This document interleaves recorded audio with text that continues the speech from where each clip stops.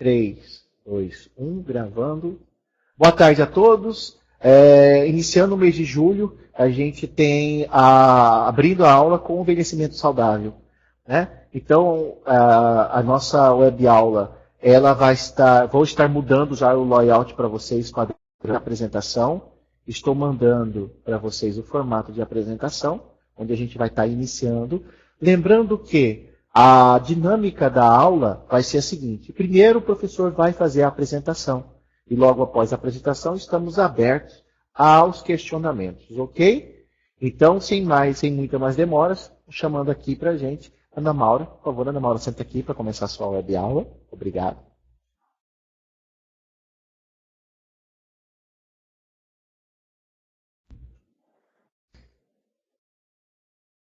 Vamos lá, então? Ok? Boa tarde a todos. Como o Alberto falou, meu nome é Ana Maura, sou fisioterapeuta da área técnica da saúde do idoso da Secretaria Estadual de Saúde. Bom, hoje a gente vai falar um pouquinho sobre envelhecimento. A gente vai falar um pouquinho, fazer uma contextualização rápida sobre envelhecimento demográfico e depois a gente vai falar um pouquinho sobre as alterações que são fisiológicas do envelhecimento. Ok? Vamos lá. Quando a gente fala em envelhecimento, apesar de algumas pessoas que assistiram a aula da Eliane sobre violência terem alguns dados repetidos, mas é bom frisar para as pessoas que não participaram dessa aula. É considerado uma pessoa idosa para a Organização Mundial da Saúde, no Estatuto de Idoso, nos países em desenvolvimento, pessoas com idade igual ou superior a 60 anos. Nos países desenvolvidos, é considerado uma pessoa idosa com pessoas acima de 65 anos. Também, para a Organização Mundial de Saúde, uma população ela é considerada envelhecida quando ela é igual, ou o número dessa população de idosos corresponde a 7% ou mais. Quando a gente fala do envelhecimento no Brasil, ele vem acontecendo de uma forma muito acelerada. Quando a gente faz, principalmente quando a gente compara com o envelhecimento europeu. Quando a gente compara, a Europa, ela demorou 2 décadas para fazer o seu envelhecimento e ela veio acompanhada de uma melhor condição social e econômica. O Brasil, ele levou, esse envelhecimento da população ocorreu na metade do tempo, né, e não veio acompanhada desse desenvolvimento social e econômico. Para você ter uma ideia, em 1960 eram 3 milhões de idosos. Em 2008 passaram-se para 20 milhões de idosos. Então, assim, em aproximadamente 50 anos aumentou 70% da população idosa. Então, as projeções do Ministério da Organização Mundial da Saúde é que em 2025 a quantidade de idosos no país aumentará 15 vezes, enquanto que a população total será 5. Então, em 2025, o Brasil ocupará o 6º lugar em número de idosos, com mais ou menos 32 milhões de idosos. Bom, o que acontece com o envelhecimento? No envelhecimento, há uma feminilização do envelhecimento, ou seja, as mulheres elas têm uma sobrevida aproximadamente 7 anos a mais do que a dos homens. Então, aqui nas projeções, a gente vê que as mulheres em 2020, que é essa projeção aqui, elas serão quase 16% da população, enquanto que os homens eles serão por volta de 13, 14% da população. Então, o que acontece? Como ela vive mais, ela vai estar mais sujeita a incapacidades, a deficiências, muitas vezes ela tem um nível cultural menor, são idosas que não têm um ofício, não têm uma atividade laboral, educacional, alguma coisa desse sentido, e elas vão necessitar de mais cuidados da sociedade e da família. Bom, isso aqui também já foi apresentado, mas não vale a pena lembrar que, segundo a PNAD de 2011, e alguns dados da PNAD de 2008, 23 milhões de idosos, ou seja, quase 12% da população, total já são de idosos, ou seja, o Brasil já é um país envelhecido. E como eu falei, a expectativa de vida é de 74 anos, sendo de quase 78 para mulheres e quase 71 anos para homem, aproximadamente 71 anos para homem. Esses, quase 12% da população de idosos, 24 mil já são centenários. Com eles vêm algumas complicações, né? Dessa quantidade da população idosa, 25% dessa população ela tem uma ou mais incapacidades em atividades da vida diária. Que são aquelas atividades do cotidiano, de escovar dente, trocar de roupa, ou atividades instrumentais, que é ir ao mercado, pagar alguma conta, que são as atividades mais laborais, né? Desse 1%, eles já são ou abandonados pela família em instituições de longa permanência, ou por não ter família, acabam indo para essas instituições. E 4% são acamados. Os outros 75%, eles já são independentes para o autocuidado. Entre todos esses idosos, 76% ele usa exclusivamente o SUS. Bom, agora vamos falar alguns dados do estado de Mato Grosso. Bom, quando a gente falou do Brasil, a gente falou da feminização da população idosa. Isso é um pouquinho diferente no estado de Mato Grosso. Ele difere um pouco do Brasil. Por quê? Porque ele tem uma população idosa masculina um pouco maior do que a idosa feminina. Segundo o censo, o IBGE de 2010, a população geral são mais de 3 milhões de pessoas, enquanto a população idosa seria quase 245 mil idosos. Bom, ainda segundo o IBGE, de 2000 a 2010, a população idosa aumentou 66%, enquanto que a população total só aumentou 21%. Nosso estado ele é dividido em 16 escritórios regionais de saúde. Desses 16, 13 já têm a sua população envelhecida. E dos 141 municípios, 104 também já possuem sua população envelhecida. Ou seja, tem mais de 7% da população de idosos. E os municípios, o município mais envelhecido nós temos Ponte Branca, e o menos envelhecido, Sapezal, com quase 3% da população idosa. E de todos esses municípios, nós apresentamos 7 municípios que têm uma população infantil menor do que a população idosa. Bom, aqui nós temos os escritórios regionais, né? A proporção de proporção de população de 2000 e de 2010. De todos os escritórios regionais, né, segundo o censo, o escritório de Tangará, né, o escritório de Juína e de Sinop ainda não são envelhecidos. Mas alguns já podem ser considerados envelhecidos no próximo censo. Vamos ver quais serão as projeções. Quando a gente divide a população por faixa etária, ainda a faixa etária de maior concentração é de 60 a 69 anos, né, seguida por de 70 a 79 anos e 10%, quase 11% de 80 anos e mais.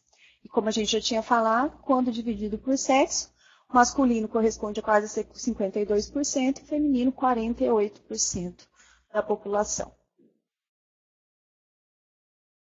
Bom, agora que a gente vai entrar o que é envelhecimento fisiológico. O envelhecimento fisiológico, a gente vai estar falando, são as alterações que ocorrem pelo uso. Ou seja, a gente nasce, a gente cresce, a gente envelhece e a gente morre. Então, quando a gente vai usando, a gente vai promovendo um desgaste no nosso organismo, que são as alterações naturais, né? Então, essas alterações naturais, elas são conhecidas como envelhecimento fisiológico. Ou seja, é um envelhecimento que ele não tem nenhuma doença associada, né? Ela é caracterizada por efeitos biológicos e anatomofisiológicos do envelhecimento, quando ocorre a diminuição da capacidade de reparação biológica. Ou seja, ele tem uma dificuldade de responder às alterações do organismo, né? Ele já não responde de maneira tão eficaz quanto responderia quando era mais jovem. Quando o envelhecimento está associado a algum tipo, e ele é conhecido, esse envelhecimento fisiológico, como senescência.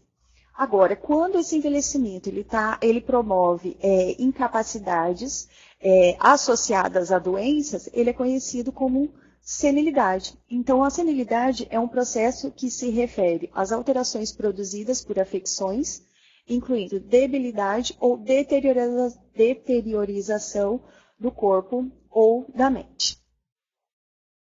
Provavelmente, na maioria das vezes, a senilidade leva a uma ou mais incapacidades. Bom, o que é esse envelhecimento, como a gente fala, ele vem ocorrendo ao longo do tempo. Então, ele é um processo dinâmico, ele é progressivo e ele é cumulativo, né? Então, a gente vem acumulando. E como eu falei, ele há uma redução da capacidade dessa adaptação homeostática a situações de sobrecarga funcional. Ele tem uma dificuldade de responder às alterações, alterando progressivamente o organismo e tornando-o mais suscetível às agressões, tanto intrínsecas quanto extrínsecas. Bom, o que é importante a gente lembrar é o seguinte, que o meu envelhecimento é diferente do seu envelhecimento. Tanto é que hoje em dia a gente encontra idosos com 65 anos fragilizados dentro de casas, dependentes de autocuidados, enquanto a gente encontra idosos de 70, 75 anos participando de maratonas. Então, cada um tem um envelhecimento, né? E ele vai perdendo essas funções individualmente. Não dá para a gente falar assim, com 30 anos, com 60 anos, eu vou ter as seguintes deficiências por causa do envelhecimento. Então, cada um tem o seu ritmo próprio e linear e vai depender das condições que você viveu durante a vida toda, né? Que adquiriu durante a vida toda. Aqui eu acho que fica bem mais fácil para a gente separar esse envelhecimento saudável do patológico, né? Quando a gente atinge o máximo, né, uma curva ascendente, atinge o máximo nas nossas funções por volta dos 30, 40 anos, mantendo uma certa estabilidade de 40 a 50 anos. Alguns organismos eles começam a curva descendente, com 35, 40, então vai variar. Então, 40, 50 anos é mais ou menos um equilíbrio. E depois começa a curva descendente, começa a ocorrer os declínios. E esse declínio, a partir dos 30 anos, a gente começa a perder progressivamente aproximadamente 1% da nossa capacidade funcional. E aqui a gente vê o envelhecimento patológico, quando ele está associado a alguma outra patologia, alguma doença, né? Então, ele tem uma tendência a ter uma curva descendente drástica e levar a incapacidades e a dependência. Nesse outro gráfico aqui, a gente vai ver que nós temos 3 formas de envelhecimento fisiológico. Ele pode ser o bem-sucedido, o usual e o frágil, que ele é muito próximo do envelhecimento patológico. Quando a gente fala que é um envelhecimento bem-sucedido? O envelhecimento bem-sucedido é quando a gente consegue manter praticamente as nossas funções de acordo com quando a gente era adulto, quando era jovem. Então, é bem próxima, a gente consegue manter as funções. O usual é aquele envelhecimento que você tem perdas, você leva a certas incapacidades, a certas, uma certa incapacidade, porém não promove nenhuma limitação. Você tem que fazer algumas alterações no seu cotidiano. O frágil, ele não está associado a nenhuma doença, mas, porém, ele leva a fragilidade, ele leva a dependência. É um idoso, por exemplo, que a gente teve aos 65 anos, que já não dirige mais, não sai mais sozinho na rua, mas ele não tem nenhuma doença aparente, não tem nada diagnosticado. E o envelhecimento patológico, como a gente falou, é aquele envelhecimento que está associado a alguma outra patologia. Tem algumas variáveis que elas contribuem para que esse envelhecimento seja um envelhecimento frágil, com tendências ao envelhecimento e envelhecimento patológico, que nisso são a hereditariedade, o sexo feminino, baixo nível socioeconômico, a má nutrição, né, a senescência, ou seja, o próprio envelhecimento fisiológico, a sarcopenia, que a gente vai falar melhor à frente, que é uma perda de massa muscular, a anorexia, algumas comorbidades e doenças incapacitantes, como AVC, doença de Alzheimer, Parkinson e depressão. Bom, A gente vai falar um pouquinho de algumas alterações, né? Não vai dar para a gente falar absolutamente de todas as alterações que acontecem com o envelhecimento fisiológico, então são algumas. No sistema geniturinário, por exemplo, a gente tem a musculatura do assoalho pélvico, ela perde a sua força, né? A gente vai falar mais à frente que ela perde massa muscular, né? Vai ter algumas alterações nas ureteres, né? Alterações de motilidade. Ele tem uma redução da capacidade de armazenar urina, né? Ou seja, ela tem aquela urgência miccional que a gente fala, né? Ou seja, ele sentiu vontade de ir no banheiro, ele tem que ir para o banheiro, senão ele vai ter perda de urina. Tem muito associada a perda de urina por esforço físico, e também ele não consegue fazer um esvaziamento total da urina, né? Ele vai ter um esvaziamento parcial, que favorece muito as infecções urinárias em idosos. Bom, quando a gente fala do sistema nervoso, né, do cérebro, né, a gente tem aqui uma imagem de um cérebro jovem, e do outro lado, do lado esquerdo, nós temos a imagem de um cérebro envelhecido. A gente atinge o máximo da capacidade cerebral por volta dos 20 anos, né, 30 anos. Depois a gente já começa a ter algumas perdas pequenas, que com o avançar da idade, essas perdas vão se acelerando. O que acontece? A gente perde massa encefálica, né, a gente diminui o peso da massa encefálica. A gente diminui, os sulcos eles ficam mais profundos e mais evidentes, né? Uma redução dos giros, né? Ou seja, ocorre realmente uma morte das células neuronais, né? E o que é isso? Isso vai favorecer algumas alterações. O que são essas alterações? Por exemplo, ele tem a redução na capacidade do reflexo, coordenação motora, nas respostas, né, a situações de perigo, né. Com relação à memória, a memória de fatos passados, ela permanece inalterada. Porém, as memórias recentes, elas são mais difíceis de armazenar. Eles lembram de menos detalhes para contar uma história. A memória de lembrar, ele não consegue essa memória facilitada, né? Ou seja, quando ele vai contar uma história, ele não consegue contar com riqueza de detalhes, né? Coisas que você conta recente, é mais fácil ele lembrar do passado do que das coisas mais recentes. Então, ela favorece também a insônia, a depressão. Então, tem os esquecimentos de fatos recentes. Ela pode estar associada ao desequilíbrio, como eu já falei, a coordenação, né? Então, por exemplo, quando ele vai atravessar a rua, vem um carro, ele tem um reflexo mais lento de voltar para a calçada do que um jovem, por exemplo. Também ajuda na redução da acuidade visual e auditiva, interfere nas alterações de humor, tonturas, também uma associação do envelhecimento encefálico com alterações do sistema labiríntico também. Bom, no sistema respiratório. O sistema respiratório, a gente tem uma caixa torácica, que é uma caixa rígida, né, que ela protege o pulmão.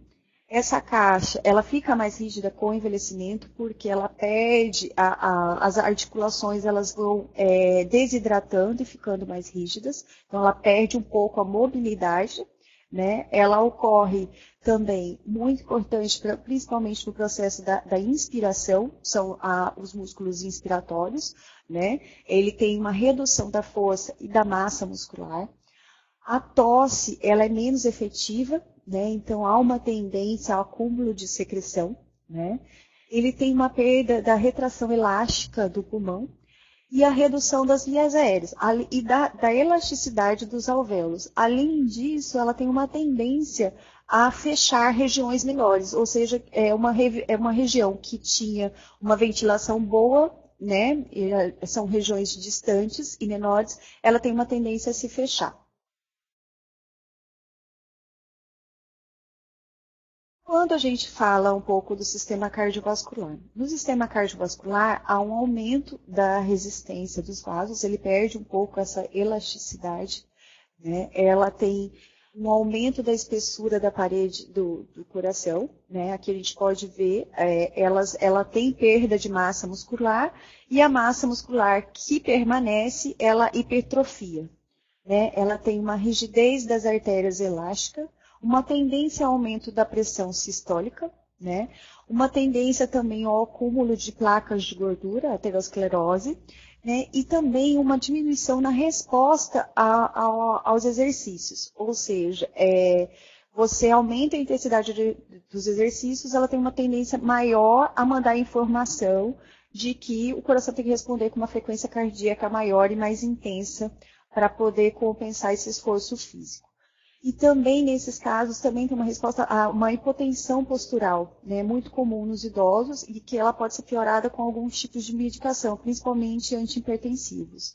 Né? Ele, quando muda de postura, né, sai da posição deitado para sentado, da sentado para em pé, ele pode ter uma queda de pressão. Ele diminui esse estímulo de regulação da pressão. Quando a gente fala de peles, né, essa é o que a gente mais assim, consegue visualizar. Né? Ocorre uma perda da elasticidade, há uma desidratação, então a pele fica mais seca, né? Mais fina, mais suscetível a ferimentos. Né? Há uma perda, os pelos eles ficam mais rarefeitos, né? Principalmente em membros, cabelo, né? Cabeça, axila. Né, e na região pubiana também a perda. Em compensação, aparecem os pelos mais grossos. Em homens é mais comum sobrancelha, orelha e nariz. E nas mulheres, no mento e nos lábios superiores. Né? Há uma perda da pigmentação, né, ou seja, os cabelos eles tendem a ficar mais branco, né? E um decréscimo da sensibilidade à dor. Ou seja, assim, numa chapa quente, se ele encostar a mão, ele vai ter um reflexo menor e vai demorar para sentir dor.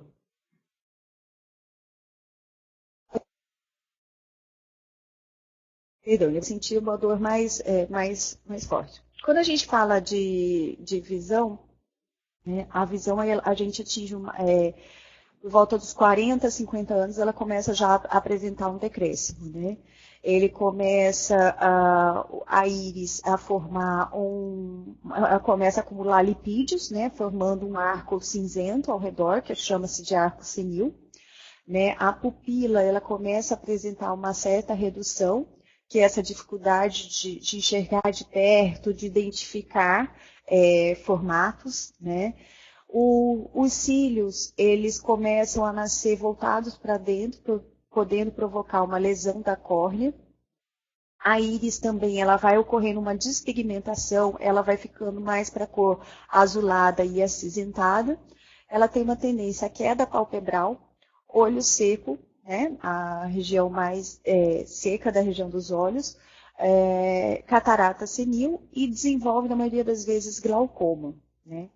Essa perda visual, ele é uma redução geral da acuidade, né? Ela perde um pouco o campo visual, principalmente da alteração da visão periférica, né? Então, ela tem uma dificuldade de percepção de contornos, de profundidade, de diferenciar cores e de informações sobre a posição do corpo no espaço.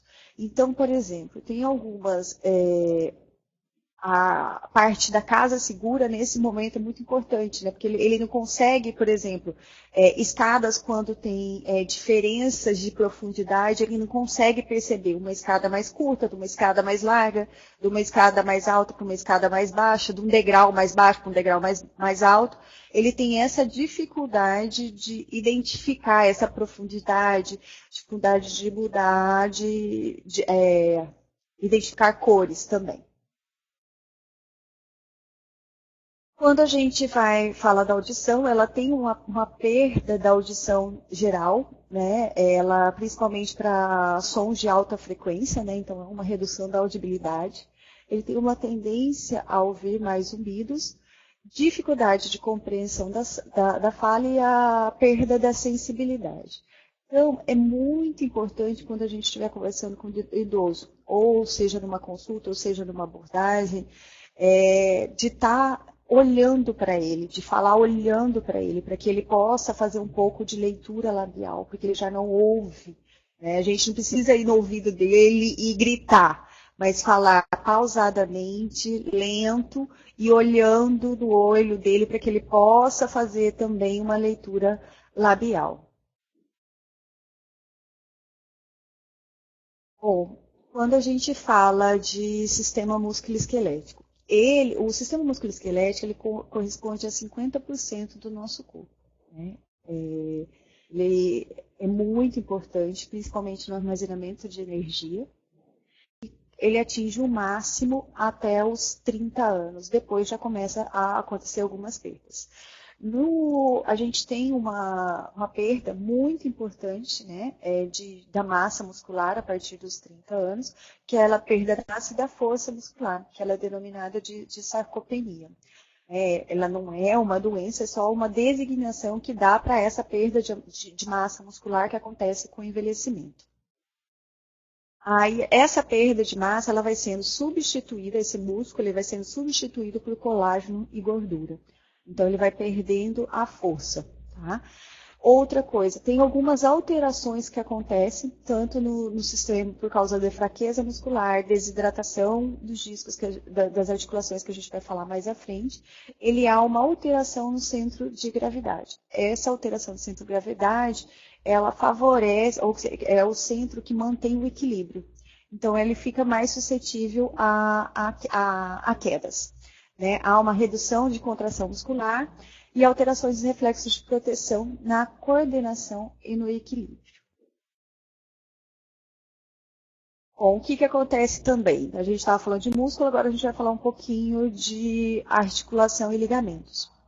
Durante o envelhecimento, a elasticidade, tanto de tendões, ligamentos e cápsulas articulares, diminuem devido ao colágeno, né, a deficiências do colágeno, que vão levar a restrições de mobilidade, amplitude de movimento e flexibilidade das articulações.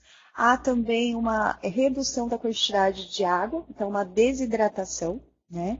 O que acontece? Quando a gente falar de estrutura mole, né, que é os discos intervertebrais, eles diminuem o tamanho, né, eles ficam mais rígidos, né, então você vai ter com essas alterações e alterações ósseas que elas vão ocorrendo, a deformidade óssea, vai ter uma redução na estatura. Chega a ser de 1 centímetro a partir dos 30, 40 anos, a gente começa mais acentuado a partir dos 60 anos.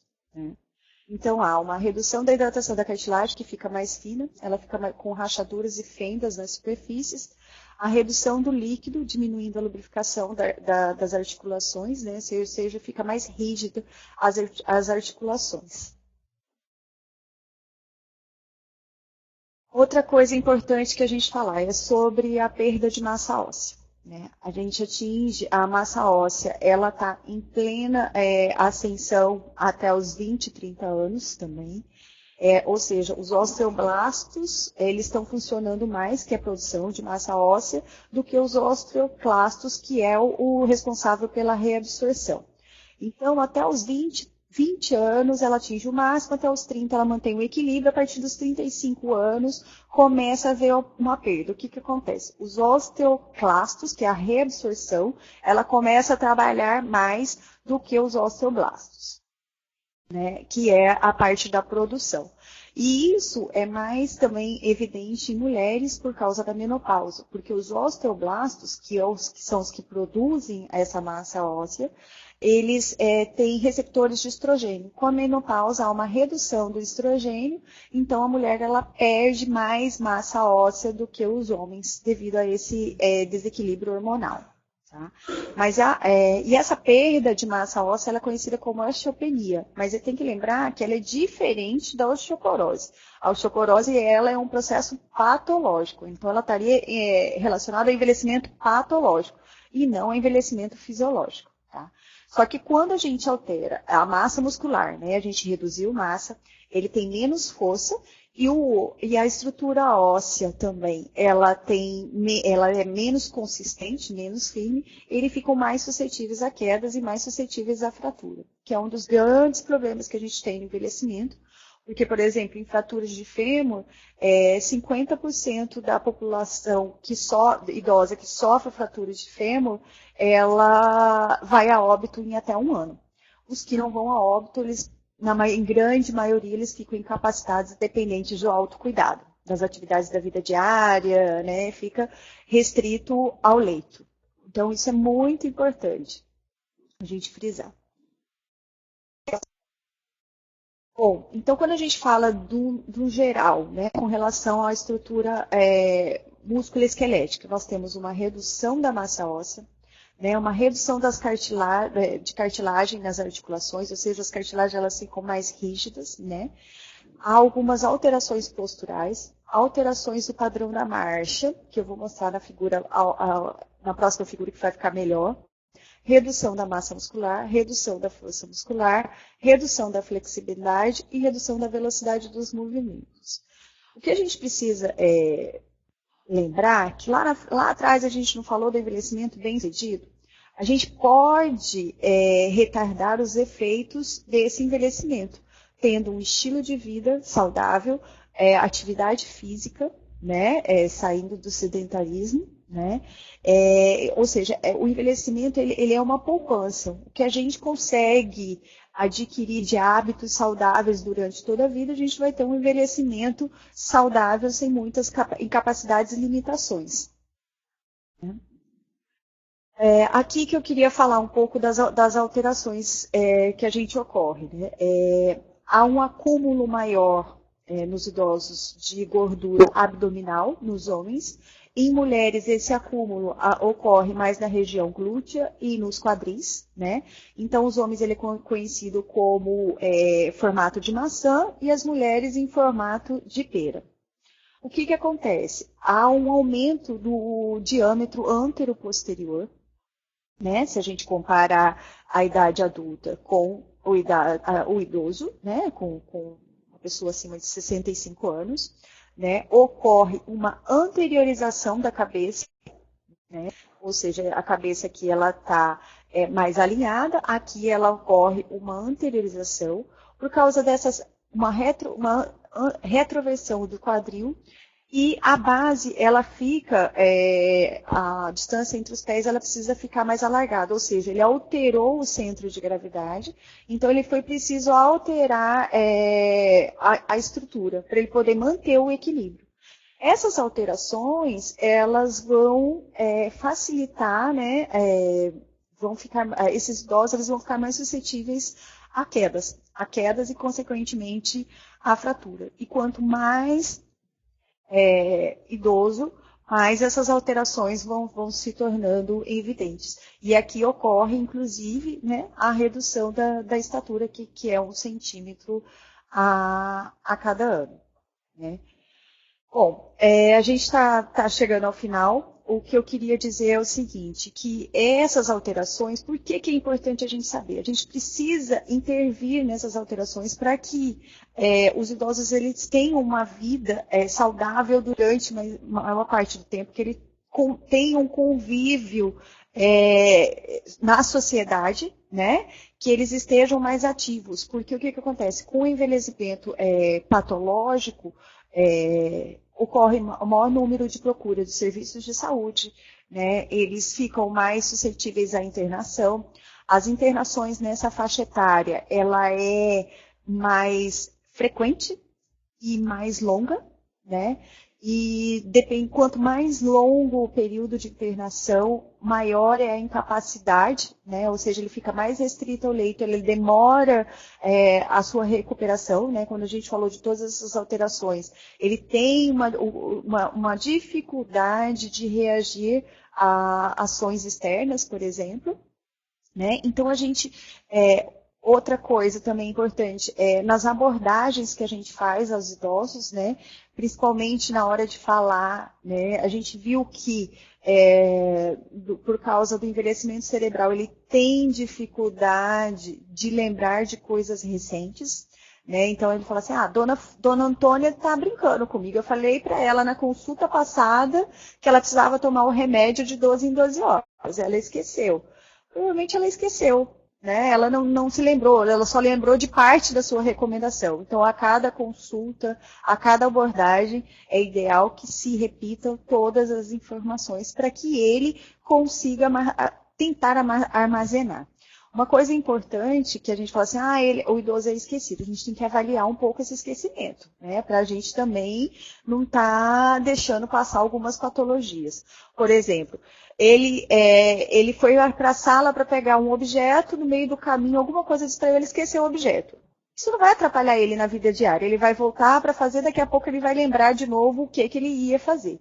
Agora, não é normal se ele sai na rua e ele não consegue voltar para casa. Se ele esqueceu, como é que volta o caminho que ele fazia todo dia. Então, isso a gente tem que ficar muito atenta para também não estar deixando passar alguns sintomas que já são patológicos. Bom, então, assim, aqui tem para encerrar mesmo, o ciclo vicioso do envelhecimento, né?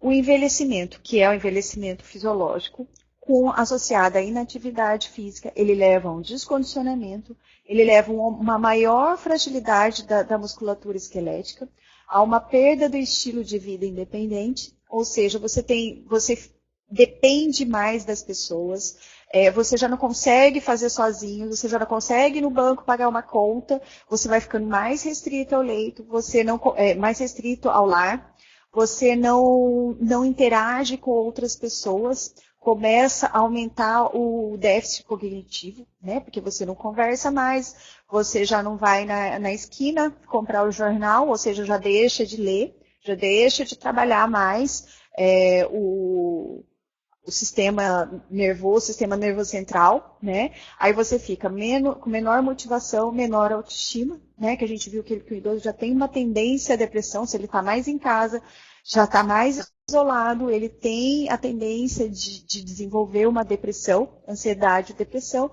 que leva a uma maior inatividade física e o envelhecimento se torna frágil, né? E incapacitante, né? Eu queria agradecer, né, a presença de vocês nessa aula. Estou à disposição para responder as perguntas pertinentes. Se tiverem alguma dúvida, esses são os nossos contatos da secretaria, né, e estamos à disposição para qualquer dúvida, esclarecimento, auxílio.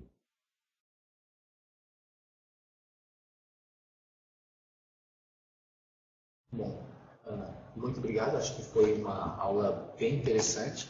Então, estamos abertos às perguntas e eu já tenho uma pergunta para você. A primeira pergunta que eu quero fazer é o seguinte. A gente percebe que no ciclo do envelhecimento, muito da sobrecarga do envelhecimento pode ser acelerada devido à inatividade física ou falta de atividade que o idoso tem. Então, o desafio é o seguinte. Quais seriam as estratégias que uma equipe da saúde da família poderia estar utilizando para combater essa ociosidade? Como fazer para que o agente comunitário, a própria equipe, com toda a sua estrutura, consiga diminuir essa velocidade de envelhecimento que depois pode se tornar uma coisa patológica, ficar crônica e fica até difícil para a própria unidade estar acompanhando? Quais seriam as sugestões e programas para que a gente conseguisse, pelo menos, reduzir esse processo de envelhecimento? Na verdade é o seguinte, a gente nas nossas andanças está dando um retorno. É só fechar ali.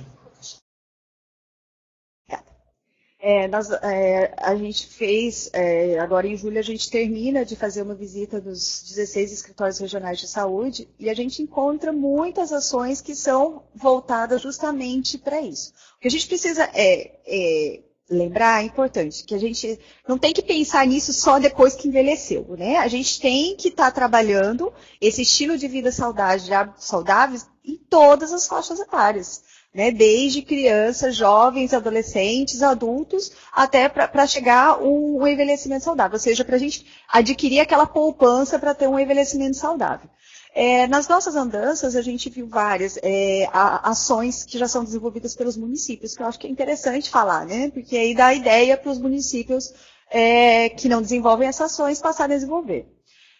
Alguns eles têm horta nos PSFs, né? Então eles plantam, né? Eles se tornam ativos, eles têm aquela convivência e também podem, é dividido o que é produzido para quem participa dessa manutenção. Eles fazem grupos de caminhada, tem academias de saúde, né? Tem o município de Peixoto de Azevedo, tem um ônibus que passa pegando os idosos para levar para a academia da saúde. Né? Num outro município, eles estavam se organizando para desenvolver ação que é muito importante também, intergeracional. Ou seja, no mesmo horário, ter ação, atividades físicas, tanto para o idoso quanto para o neto, porque o idoso ele virou muito cuidador do neto, né? Ele fica em casa para cuidar do neto, enquanto a filha, o genro, a nora, enfim, sai para trabalhar. E aí ele não tem como ir. Então, o que eles estavam pensando em articular ações para que no mesmo horário tenham atividades tanto para os idosos quanto para a criança. Né? Então, orientações quanto à alimentação.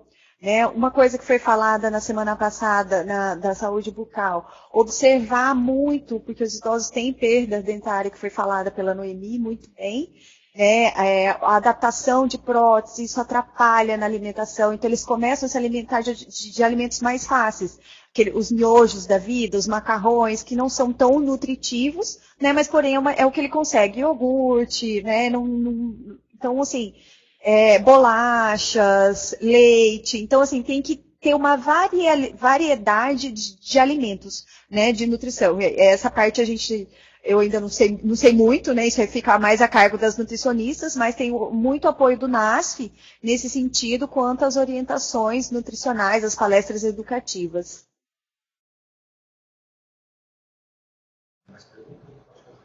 Pessoal, nós vamos aguardar as perguntas de vocês, ok? Vocês podem fazê-las aqui pelo bate-papo. Vamos aproveitar e explorar, né? Que a Ana Maura está aqui com a gente hoje, para a gente poder tirar perguntas que de repente são da nossa rotina de trabalho.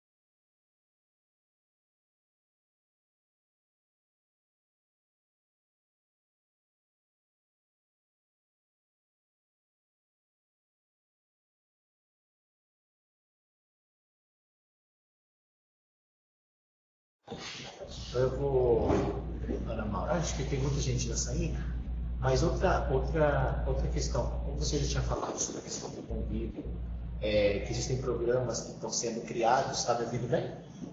Ou está tendo retorno? Ah, mas é porque a gente está com o microfone aberto na mesma sala. Se você fecha o seu microfone ali, ó, aí a gente vai falando.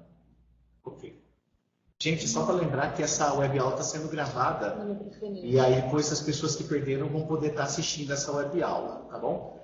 A gente estava numa conversa aqui com a Ana Maura, que é assim, ela viu bastante experiências em alguns municípios, que são as experiências que estão sendo geradas para poder tanto otimizar a hora de acompanhamento do idoso, que é aquela hora que geralmente ele fica sozinho com o neto em casa, essas situações. Qual seria, na sua visão, um exemplo que faz com que a gente possa ter um envelhecimento saudável? Que exemplo de município dentro do Mato Grosso que você viu que tem um programa que não é para o velho, mas sim voltado para o envelhecimento saudável? Se não existe esse programa, que experiência ou que sugestão você teria para a unidade de saúde para acompanhar esse envelhecimento? para que evite com que ele se torne uma coisa patológica. Quais seriam, então, assim, essas sugestões que você poderia ter para as unidades de saúde no Mato Grosso?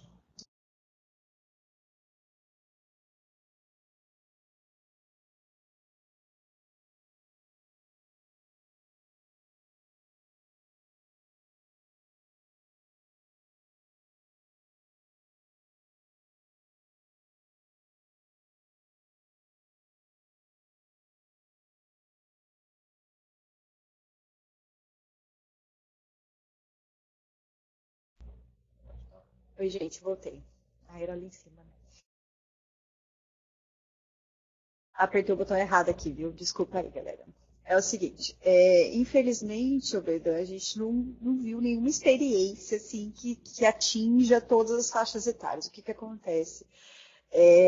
Como eu falei no começo, eu acho que como o Brasil envelheceu muito rápido, de uma maneira abrupta, né? Ninguém se preparou, nem estamos preparados para isso. A gente acha que nunca pensou, a gente não pensa que a gente vai envelhecer. Mesmo sabendo que a gente vai envelhecer, a gente não pensa que vai envelhecer. Né? Infelizmente, as ações são muito pontuais. O que a gente viu, assim, muita ação voltada para o idoso. E não é só, quando a gente fala em ações voltadas para o idoso, a gente não fala em ações da saúde, né? Que é muito importante falar que, assim, para o idoso se manter socialmente ativo, né, mais participativo na sociedade, ele não depende só da saúde do trabalhador. A gente precisa do que a gente chama de rede de suporte social. A gente precisa de um apoio de todas as instituições para que ajude a esse idoso permanecer ativo mais tempo. Né? Um exemplo, quando a gente alfabetiza idosos, né, ele facilita para a gente, profissional de saúde. Por quê? Porque ele vai entender melhor as suas orientações. Ele vai saber tomar os remédios dele de maneira correta. Entendeu? Então, para você orientar um idoso analfabeto, os próprios profissionais de saúde devem ter essa dificuldade, né? Porque ele não sabe ler, ele vai ver o remédio por cor, né? Agora de manhã esse remédio amarelinho. Agora à noite é esse remédio branquinho. Então, assim, não é que ele sabe ler, tem várias complicações que acontecem por tomar a medicação errada, né? Ou tomar mais ou tomar de menos, né? Ou tomar em horários errados, entendeu? Por exemplo, ele pode tomar uma medicação que é para tomar de manhã, tomar à noite, dar uma hipotensão postural, na hora dele levantar, ele cai, principalmente porque as quedas acontecem mais no período noturno, né? Então, aí ele pode levantar, cair, e, enfim, fratura, e vem todas aquelas consequências, né? O que é importante, eu ainda não descobri uma fórmula mágica, e ainda assim não li nada em algo que fale isso, é realmente a gente começar a fazer ações de promoção e prevenção desde pequenininho. Porque hoje é muito mais fácil, por exemplo, assim, as mães saem com danoninho, né, aqueles macarrão instantâneo que rapidinho está pronto, dá para a criança. Ele não quer comer, dá uma bolacha. Então, desde aí já começa a nossa poupança, que eu falei, né? Então, a gente vai adquirindo hábitos desde criança. Quer dizer, se você teve um hábito de comer porcaria, de ser sedentário, de obesidade, desde a adolescência, você vai ter a tendência de ser um idoso obeso, sedentário, né? A gente vê o uso abusivo de álcool, de drogas, né, tabagismo, então tudo isso já são baixas na sua poupança, né? Você já tem uma tendência a ter um envelhecimento mais difícil, né? Que é conhecido ou do usual, você nunca vai ter um envelhecimento bem sucedido, vai ter do usual para o frágil, né? Porque hoje em dia as doenças crônicas, a gente vê obesidade em adolescentes, diabetes em adolescentes, né? Quer dizer, ele já não vai ter aquele envelhecimento fisiológico, ele já vem do patológico, porque ele vai ter o envelhecimento do organismo associado já a uma doença.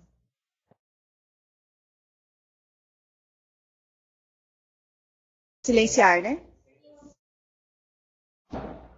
Agora eu vou abrir e fazer outra consideração. Ou seja, como a gente não está tendo aqui as perguntas, eu estou com um monte para poder fazer. Outra Outra pergunta que eu tenho, acho que na nossa discussão acabou abrindo a possibilidade de abrir um outro tema, que é relacionado totalmente à questão do envelhecimento, que é a questão dos cuidadores. Aí que a gente tem uma outra situação. Geralmente, acompanhando que nós estamos fechando o mês de envelhecimento, hoje é 1º de julho, fechando o mês de envelhecimento, acho que a principal coisa que acabou acontecendo para a gente, a principal informação, é que geralmente os cuidadores acabam sendo ou filhos, né, ou netos, ou até uma casa que acaba sendo utilizada, como isso acaba não tendo acompanhamento desse idoso. E, na verdade, dá a oportunidade de cronicizar outras doenças, porque não tem atenção. Existe alguma possibilidade, porque existe uma política sobre o envelhecimento do idoso nacional. O estado de Mato Grosso é uma coisa também nova, né? Se a gente for pensar assim. Tem quase no Brasil todo, né? É uma coisa nova. Qual seria, então, a possibilidade quanto à questão das orientações aos cuidadores? Eu acho que depois que a velhice já está instalada, a velhice não, né? As condições crônicas que atrapalham uma pessoa ser independente, as incapacidades, sejam físicas, né? Como seria a possibilidade, se existe uma política nacional ou não, ou algum programa dentro da atenção primária à saúde, das unidades de saúde, de como orientar cuidadores ou formar novos cuidadores, nem que sejam ou não remunerados, ou aqueles cuidadores que a gente pode chamar de voluntários? Existe um pensamento sobre isso? Ou alguma sugestão para que a gente possa pensar nisso? Vamos por partes, você fez milhares de perguntas ao mesmo tempo, né? Vamos lá. Não tem uma política de cuidadores, né? Hoje ele já virou uma profissão, né? Cuidadores. Já tem algumas escolas particulares que têm formação de cuidadores. Algumas experiências fora do estado, por exemplo, na capital, em São Paulo, na capital, eles têm num bairro lá, eles têm esses cuidadores, que eles não são cuidadores para ficar o dia todo com o idoso, eles vão lá e ajudam nas tarefas que o idoso tem dificuldade, às vezes de levar ao médico, de levar para passear, de fazer uma faxina melhor na casa, do que aqueles idosos que moram sozinhos, né? A gente tinha um recurso há um tempo atrás chegamos a montar um curso para cuidadores de idosos, que seria principalmente para esses cuidadores que já atuam, né, principalmente nessas instituições de longa permanência da Baixada, de Cuiabá e Várzea Grande, né, que a gente já tem, são duas que são não governamentais, né? Não governamentais. Tem o auxílio, mas não, são instituições privadas, né, de certa forma. Mas, assim, não tem uma política especificamente. E foi falado também na aula de violência que essa parte de cuidadores é muito importante mesmo. Porque quando o cuidador é de casa, a nora, o filho, o neto, enfim, há uma tendência à sobrecarga. Quer dizer, ele assumiu a responsabilidade é dele, toma que o filho é teu. Né? Então, tem 10 filhos, mas só um cuida. Aí tem toda aquela que a Eliane falou na aula passada, de violência, né? Negligência. Às vezes ele está negligenciando, não porque ele é ruim, não porque ele é mau, mas é porque ele está cansado e ele não sabe lidar. As equipes de atenção básica, elas podem atuar com orientações, com cuidados, que essa família tem que ter, porque às vezes ela não sabe como é um banho ideal para um acamado, ela não sabe que o ideal é mudar de decúbito, ou seja, mudar a posição dele de 2 em 2 horas para não fazer ferida, não sabe às vezes não sabe ou não tem condições de ficar comprando fralda descartável, então não troca com frequência, aí tem infecções, não sabe que ele tem que ficar um período sentado, tomar no lugar aberto. Então são orientações que a própria equipe que faz a visita domiciliar, que vai na casa, que vê as dificuldades, tenta solucionar. Por exemplo, às vezes aquela família, o idoso está sendo negligenciado, está sendo mal cuidado, porque ele não tem condição financeira. Aí entra o que eu falei da rede de suporte, entra a Secretaria de Assistência Social, né, aciona a Secretaria de Assistência para ver o que ela pode fazer para auxiliar aquela família. Então, assim, a gente tem que ir tentando e achando alternativas. Infelizmente, não tem uma fórmula mágica para todos os problemas que são inúmeros, que aconteceram com o envelhecimento, né? Mas ainda assim, uma política mesmo de cuidadores ainda, infelizmente, a gente não tem. Tem um manual, que é para cuidadores, que dá algumas orientações com relação à alimentação, algumas sugestões básicas, né? Porque o que acontece? Que até a Noemi falou na aula passada. Há perda de papilas gustativas. Então, altera, a boca fica mais seca, ele começa a não sentir sabor. Então, ele vai perdendo o que a gente come com o olho, mas também come com sabor, né? Com sabor gostoso. Se ele não sente nada, ele vai deixando de comer. Então, assim, lá orienta algumas técnicas de como temperar melhor a comida sem usar sal também, porque uma quantidade exagerada de sal também não é ideal, porque muitas vezes esse idoso já é hipertenso, né? Então, assim, tem esse caderno que não está sendo produzido, mas tem no site do Ministério, que pode ser baixado, que tem algumas orientações.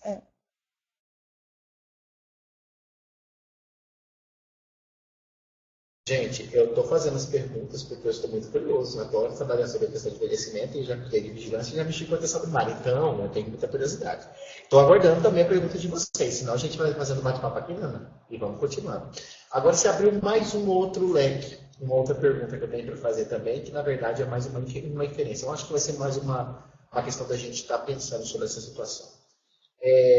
Cuidadores, cuidadores, acompanhantes, o próprio idoso em si. E agora já entrando um pouco na questão da saúde mental, a gente está falando da saúde mental, a história de vida de um idoso, até ele se transformar num idoso, dos filhos, existe em algumas famílias turbulentas a geração de uma série de traumas entre um e outro, seja filho com pai, pai com neto, o idoso brigas com outras. E o que culmina é que geralmente as pessoas elas não pensam no envelhecimento, que no final das coisas vão precisar da ajuda de alguém ou não, inevitavelmente. E todo mundo vai envelhecer. Exatamente, todo mundo vai envelhecer. E esse não acompanhamento psicológico, que a gente tem a questão de saúde mental ainda a gente não tem às vezes o básico numa unidade de saúde para cuidar das patologias que se apresentam. Imagina quanto a questão da questão da saúde mental. Mas nessa questão da saúde mental, quais seriam as atividades que poderiam ser realizadas de tal maneira que a gente consiga dirimir esses problemas de trauma? Porque às vezes um filho não quer receber mais aquele pai, porque o pai o maltratou. E a mesma coisa acontece, às vezes o idoso não quer que aquele filho o acompanhe, mesmo sendo o único filho que acompanhe. Não adianta só a gente pensar nos envelhecimentos fisiológicos. Há necessidade de se pensar também nessa questão de saúde mental. Existe alguma conversa com o programa de saúde mental ou alguma conversa com outras áreas do Ministério? Já lembrando que a gente sabe que programas de saúde são segmentados, né? Aí a gente pensando nessa situação, ou os municípios que têm uma facilidade melhor de ter essa conversa integrada com psicólogos e psiquiatras, seriam as sugestões ou as saídas que você vê com essa experiência que você tem, para a gente tentar, talvez, diminuir esse abismo que se encontra entre esses traumas que foram criados durante toda uma vivência e acompanhamentos psicológicos, psiquiátricos, que poderiam ser implantados, implementados, que a gente poderia estar ajudando nesse convívio e até diminuindo um pouco a questão do atendimento, uma unidade de um paciente que poderia estar sendo acompanhado pela própria família. É o seguinte, a saúde mental está com uma sobrecarga também, né? Eu vou defender meus colegas da saúde mental. Mas, assim, a gente tem iniciado uma articulação, né? Em alguns lugares eles já atendem casos de depressão, tem grupos de apoio. Há muito tempo atrás tinha um grupo chamado PASE, aqui em Cuiabá. A geriatra que atuava nesse PASE, ela fazia abordagens com esses cuidadores, né? O que acontece? O cuidador leva o idoso para o posto de saúde e as atenções são todas voltadas para o idoso. O que o senhor tem, que remédio o senhor está, né, como está sentindo, e esquece que o cuidador também é um paciente, que ele também está com uma sobrecarga. E tem vários estudos que provam que às vezes o cuidador ele vai a óbito antes do que o idoso. que ele está cuidando, que está sendo cuidado.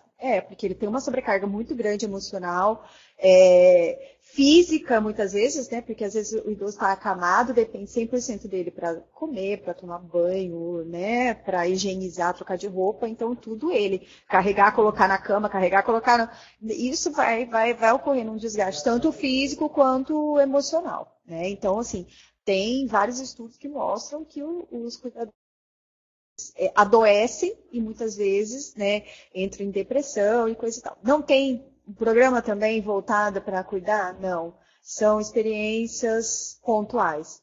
Como você falou, né, a violência, né, o descaso, às vezes vem lá desde a infância, quer dizer, aquela criança que hoje é adulto, ela apanhou desse idoso, né, ela sofreu violência sexual, ela foi abusada, ela foi agredida, né? E aí ele vai se tornar um cuidador agressivo, né? E intervir nisso é complicado, mas assim, o NASF pode ajudar, né, nesse apoio, porque os NASFs, eles têm...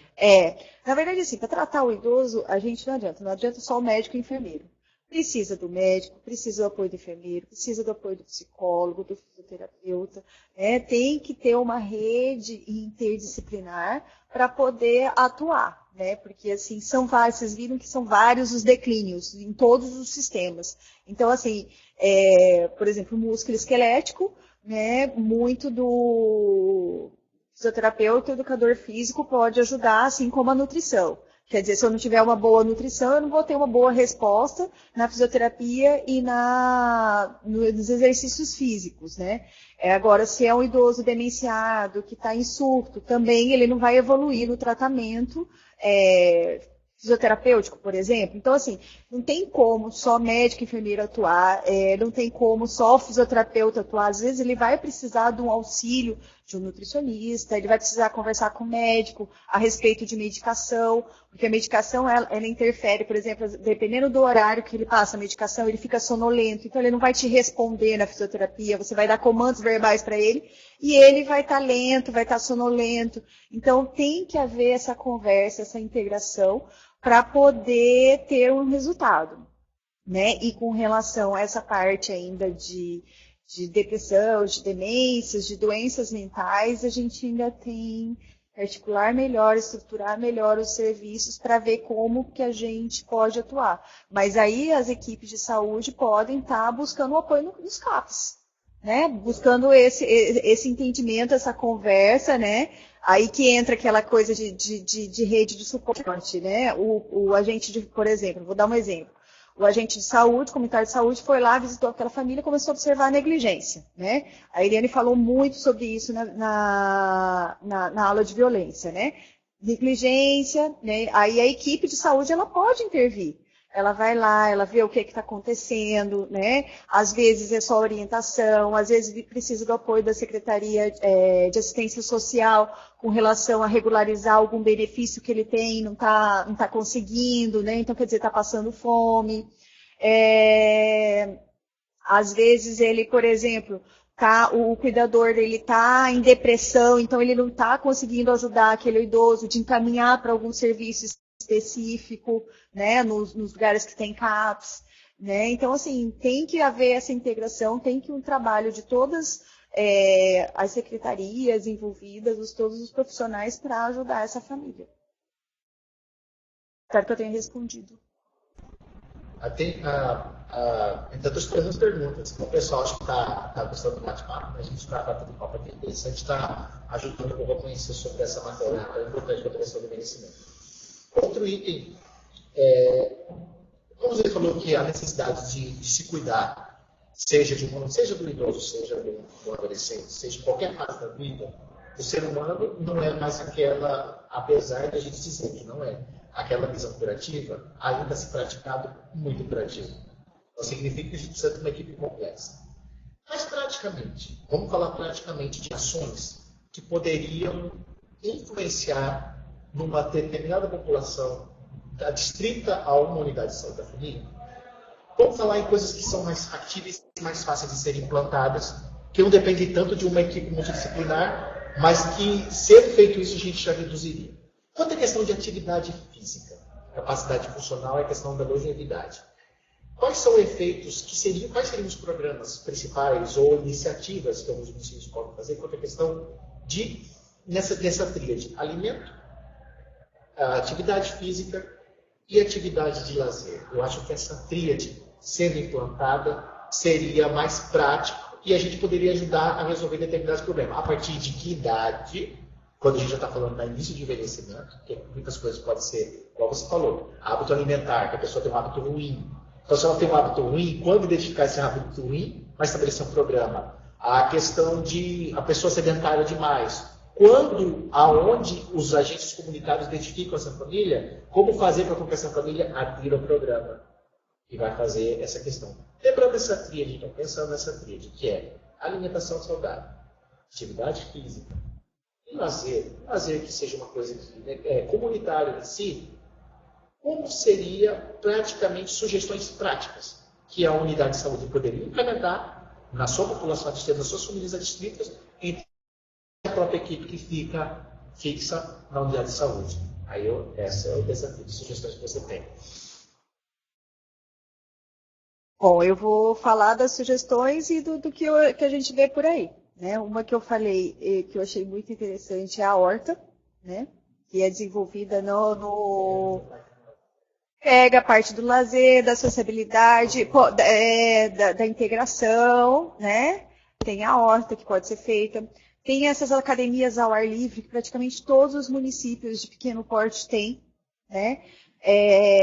Quando é só para o idoso, de ter um profissional da educação física para estar orientando quanto às atividades, né? Outra coisa importante, quando a gente pensa que a gente tem, isso aí que você está falando, a gente está pensando em promoção de saúde. Promoção de saúde não é só saúde que faz, não.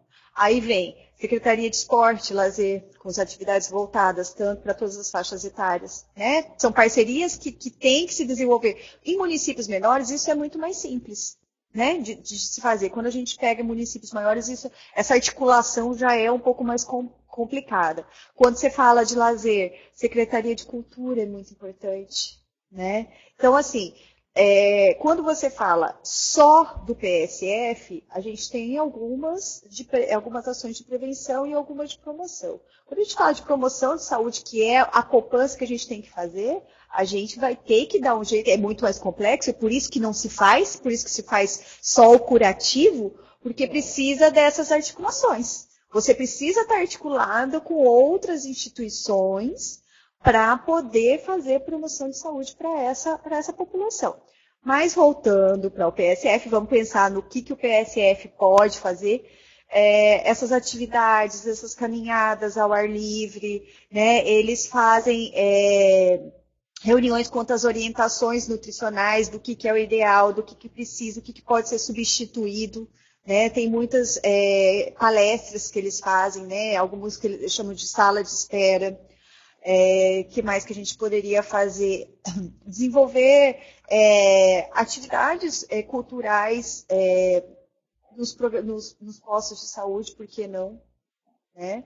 Então, assim, a gente tem que pensar, tem bastante coisa que dá para fazer sem onerar e depende da disponibilidade da própria equipe de saúde da família. Empenho. Bom, como a gente está sem as perguntas, então eu vou pedir assim, Ana, que você faça um encerramento e faça um apanhado geral do que seria o mais importante para que uma equipe de PSF pense para que ela possa desenvolver um programa bom de acompanhamento, tanto para a redução do envelhecimento, quanto para aquele que o envelhecimento chegou com os seus problemas fisiológicos. Quais seriam, assim, as palavras de motivação para a equipe que se tem e o que seria importante eles pensarem para poder estabelecer um programa de acompanhamento, tanto para o envelhecimento quanto para o próprio idoso? Bom, primeiro eu queria falar assim, que se eu tivesse uma fórmula mágica, eu daria para a solução de todos os problemas, mas infelizmente a gente não tem. O que eu queria dizer também é o seguinte, a gente sabe que o envelhecimento está aí, ele vai chegar e vai ser para todo mundo. Não sou só eu que vou ficar velha ou só o Oberdan que vai ficar velho, todos nós vamos envelhecer. E esse envelhecimento depende muito da gente. Se a gente não fizer um programa de qualidade de vida, de promoção, de investir mais em promoção da saúde, a gente vai continuar no curativo, que é continuar cuidando de doenças. E cada vez mais as doenças crônicas, que antes eram consideradas mais do envelhecimento, estavam associadas mais ao envelhecimento, estão se aproximando das outras faixas etárias, de jovens, adolescentes com obesidade, hipertensão, diabetes, sedentarismo, uso de drogas, enfim, violência, e aí vem todo esse apanhado que vai diminuir o envelhecimento, que vai promover provavelmente o envelhecimento mais para o patológico. Então a gente tem que pensar, não é só pensar depois que envelheceu, a gente tem que pensar que é muito importante naquele que eu falei, naquela curva ascendente, né, que é de criança até os 30 anos, de ter qualidade de vida, de saber se alimentar, de fazer uma atividade. Então, assim, são coisas, parece coisas batidas. Você tem que caminhar, você tem que comer bem, mas é o que a gente tem que fazer, né? A gente tem que procurar achar uma fórmula de sentir prazer fazendo essas coisas, de se fazer uma atividade física, né, de ter uma qualidade de vida. Né? Não é uma fórmula exata, né? Não tem como dizer pau é pau, pedra é pedra. Né? Cada um vai ter que estimular no outro, principalmente, né? Principalmente nas comunidades mais carentes, né? Mais desprovidas de qualidade de vida, de rede, de saneamento, de pensar alternativas. Às vezes a gente está pensando numa ideia muito mirabolante, numa coisa simples, uma conversa, uma abordagem, uma orientação, né? Porque ele viu na TV que é bonito tomar Danone. Ele acha que ele está... Não é porque ele não tem condições de comprar uma verdura. Ele acha que Danone é muito mais nutritivo, porque na televisão falou que Danone tem não sei quantos % de cálcio, que tem não sei quanto, né? Então, assim, às vezes está precisando de uma orientação, de uma conversa, né? E talvez, assim, uma atenção maior a essa população já surtiria bastante efeito. Aqui. Ana Maura, então eu gostaria de agradecer. Eu acho que a gente fechou o mês de junho com a questão do envelhecimento saudável. Isso não encerra o tema, a gente tem mais temas para tocar aí pela frente. Foi muito legal o nosso bate-papo. A gente ficou aguardando algumas perguntas, mas eu acho que, pela nossa conversa, acho que já dirimiu uma série de dúvidas, principalmente com foco na atenção primária. Agradeço muito, agradeço a todos que participaram com a gente durante essa tarde, lembrando que a nossa gravação estará no YouTube, para depois vocês estarem assistindo, aqueles que não puderam, ou que querem repetir a fala e conhecer um pouquinho mais sobre a questão do envelhecimento, possam estar fazendo.